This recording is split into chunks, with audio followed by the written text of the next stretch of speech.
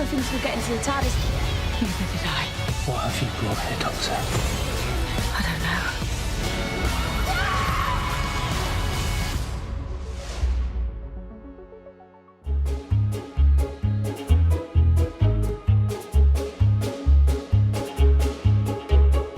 Hello everyone and welcome back to a brand new video where today we're finishing the final videos on Series 12 of Doctor Who that I want to do.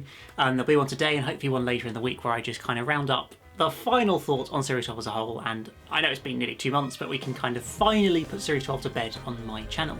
So as you can see from the title, of course, today we're going to be, well, I'm going to be attempting to rank all 10 episodes of Series 12. I'm sure there'll be some controversial choices in this video where some people may think, why have I not put a certain episode at number 10? Let's see if you can guess already which one I mean. But yeah, hopefully you guys will enjoy this video. Please do let me know your top 10 down in the comments below. I'd love to hear your ranking of the episodes as well. But we're going to have a look at mine, so let's get started with number 10. Welcome to Tranquility Spa. Why would you need to defend a holiday spa with an ionic membrane? My friends are out there. We need to evacuate, and if you can't, you die. Now hopefully this is one you're not particularly surprised about. It is of course Orphan 55, which I'm not going to try and beat around the bush. It's awful. I don't like it. Maybe I was more positive about it at the time. Maybe I tried to find good things about it at the time. And generally that's me as a Doctor Who fan, but kind of on rewatch, on reconsideration, I'm not going to try and deny that Orphan 55 is a very poor and disappointing story. It has way too many characters. Half of them are rubbish, poorly acted or poorly written, or both. The story itself is pretty nonsensical, quite frankly. There's a complete lecture at the end of the story to close it out with, which is just really annoying and unnecessary, and just the sort of thing Doctor Who does not need to be doing at the moment. And it's just an all-round really, really disappointing story. After the quite positive start of Spyfall Part 1 and 2 that started Series 12 out, to have such a clanger in Episode 3 is a real shame. And the even greater thing, of course, is that Ed Heim, who wrote the story, is back for Series 13. Two identical deaths on two different continents. It's smart, it's relentless, and it knows you're onto it. I'm way up close. There's a connection between all these things. I just can't see it yet. So coming in at next at number 9, it's probably the other unsurprising choice. It is Praxeus.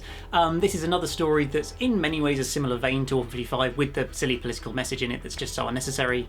I don't know, I just really connect Orphan 55 and Praxeus to kind of together as stories, even though they are very different plots in many ways.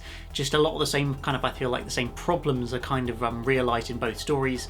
Although I think Praxeus is a little bit better in the character department, as much as there are lots of characters, in general they're a little bit better written and acted, I think. And so add a little bit more to the story than what we see in Orphan 55, which is just sort of irredeemable at points.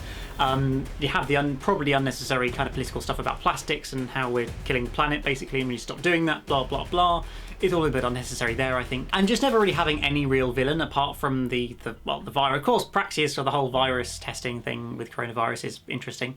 But just having not a visual alien, of course, is a real letdown as well for the story. A story that supposedly was meant to have the sea devils in it. I'm not convinced if I believe that, but I feel like they definitely could have been written into the story and it could have made some sense and probably would have enhanced it quite a lot. There are no bogeymen. That's not true. You have to get out! Why? I keep seeing these images projected into my head. Is it gonna work? Probably not. Maybe. Yeah. Now in at number 8 we have Can You Hear Me, which is a story I don't hate. It's just a story that's not really that good. Kind of the most of the plot line, I don't mind the whole idea of the Eternals and things like that. There's some good stuff there, but it feels like they're just ridiculously easily defeated.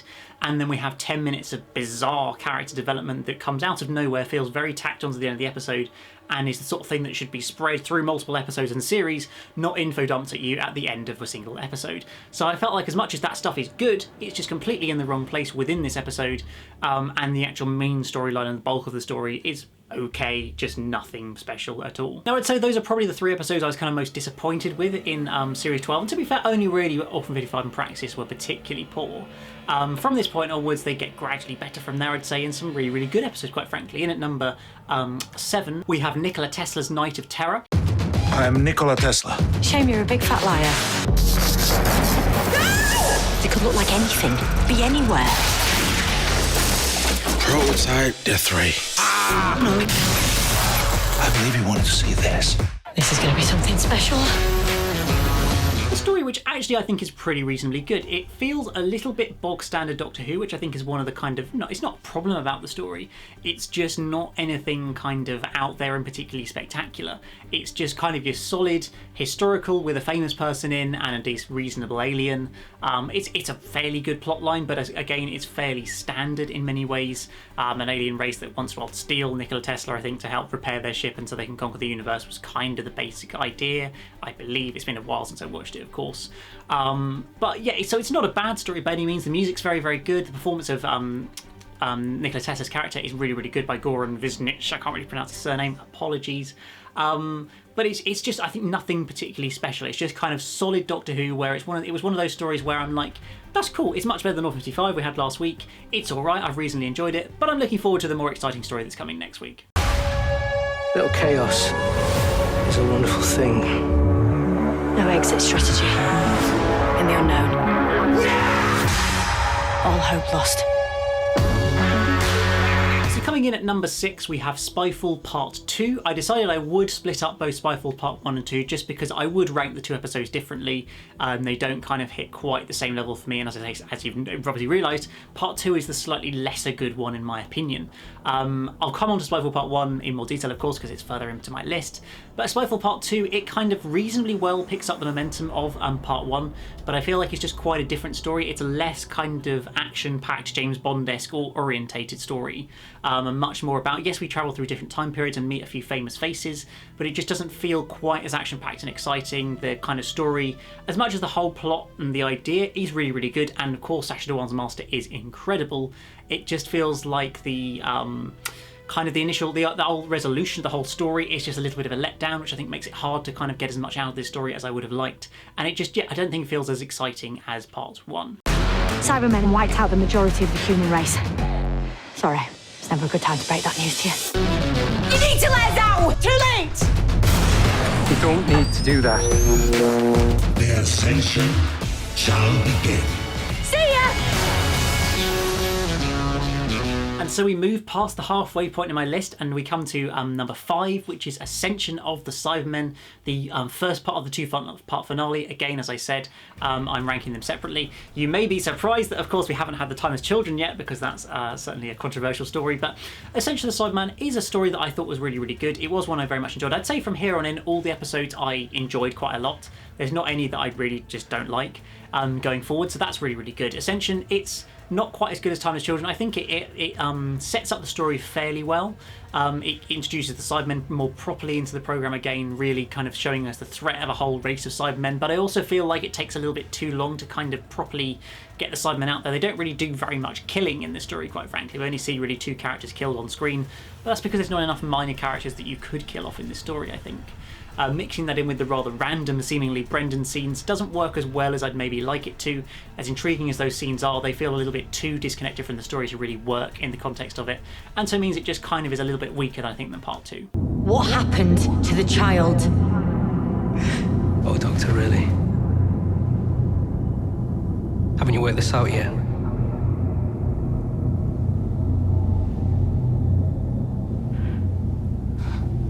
The child is you.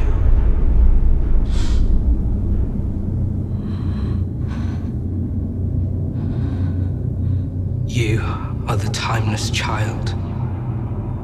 So, coming in at number 4, we do have the rather controversial choice of the Timeless Children. I'm sure half the people in the comments are going to absolutely slate me for it. Maybe some people will be happy about it, but personally, as a story, I do enjoy it. I was considering doing a more full video on Timeless Children. Maybe I will at some point in the future. I just can't really be bothered to watch it again to do a proper video on it. But as a story, I think there's a lot of good stuff in there. There's a lot of ideas I like. Yes, there is the problem of a lot of it just being exposition based, and you're literally just watching some exposition happening rather than any actual plot, which I agree is not necessarily ideal, but the fundamental idea of the Doctor having had a previous lifespan and previous incarnations or something is something that I don't hate. I do think is a reasonably interesting idea. I just think it's important that in the future it's not explored to too much of a degree, because it could cause I just think we don't want to reveal too much of the mystery around the Doctor's past. So yeah, for that reason, I feel like it's nice that it adds to the sort of mystery around the character. Seeing the Master in this story is just amazing. He's such a great performance by Sacha Dhawan. He really sort of he's just so convincing as the Master, and it feels like he's really pulling out the performances of all the previous incarnations of the Master as well, which is just fantastic to see. So yeah, I know lots of people will disagree with me, but it's number 4 for me. Oh, come on, Doctor, capture up, you can do it. Oh. That's my name, and that is why I chose it. So satisfying. Doctor, I did say look for the Spy Master. Or should I say Spy Master. So coming in at number 3, we have the season opener in Spyfall Part 1. A very much action-packed and exciting story. I think it was a great way to kind of bring the show back with. After a year off the screen, of course. It was almost the New Year's Day special, but sort of unofficially because it wasn't a separate story. But having the extended runtime to it, just the quite all the mystery and intrigue around it, but also the kind of quite action-orientated and exciting story, all the James Bond parallels with car chases and sort of shootouts and things like that. It's really, really well done. And the shock reveal of the Master, I think, is just one of the great moments in Doctor Who history, quite frankly, for me personally. It genuinely was just such a shock and surprise when it turned out that with this guy called Sacha Dhawan is actually the Master. Like, that was just such a great way to start the series. I really think they couldn't have done it much better than that, quite frankly. So yeah, probably a lot of it is down to that sort of final reveal scene, but I just feel like the real shock factor of that, plus the general build-up of the plot and some of the action scenes in the story, really just create a story that a first part that's really so exciting, and why it comes in at number 3. Getting this really weird vibe off your house. Fine. Unrelentingly evil. I think I'm seeing dead people. Ghosts don't exist. Of course not. The writing, it's Shelley's. One death and history will change in a blink. Now, I had to think quite long and hard about which one was going to be number 2 and number 1 here.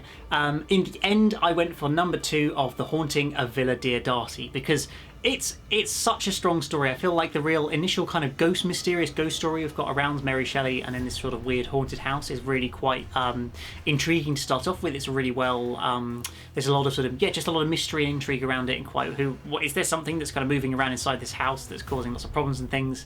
And then the kind of reintroduction of a new Cyberman, the Ashad the Lone Cyberman, the new Cyberman design, kind of fulfilling the prophecy from earlier in the series. It just, I felt, was such an effective way of introducing the Cyberman into the programme to set up the kind of final 2 parts of the series.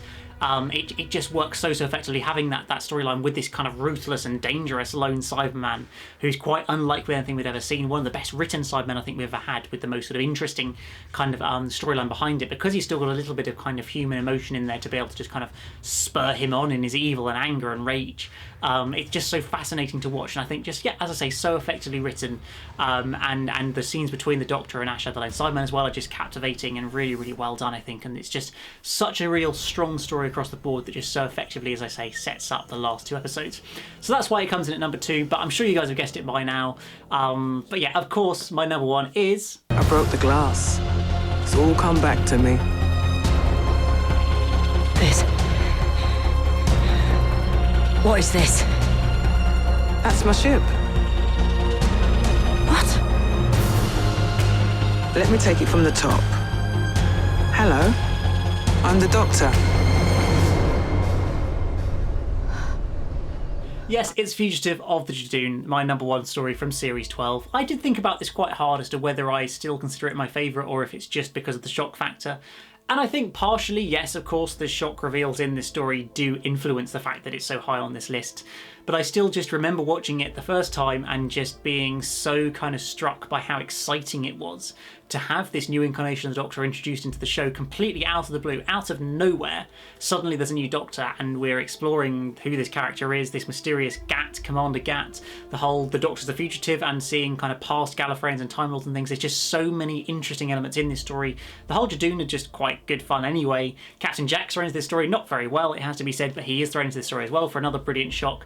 And just having the Ruth Doctor in there, I think introducing that new Doctor just adds the real kind of excitement of that you really need to create such a great episode. I feel like it's probably the most sort of iconic moment of the Christian Mill era so far is the reveal of the Ruth Doctor, and it just feels like such a well-crafted story. Of course, Christian Mill, I'm sure, had a lot of involvement in this story, that although it's officially penned by Vinay Patel, but with a bit of Christian Mill's sort of addition as well.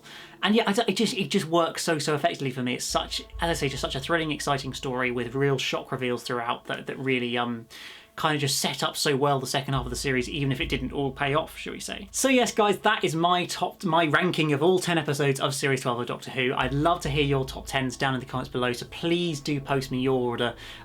If you've got Timeless Children at the bottom, I'd love to see it. If you've got, I don't know, Orphan 55 at the top because you're a crazy person, I'd love to see it. Please tell me why. But yeah, please do just let me know your rankings down in the comments below. But that's about it from this video, guys. As I say, I'm going to be doing one final quick sort of short final thoughts video on Series 12 in the next few days. But apart from that, guys, I hope you have enjoyed this one. As always, hit the like button, the subscribe if you're new here, and I'll see you again very soon for a brand new one. Goodbye.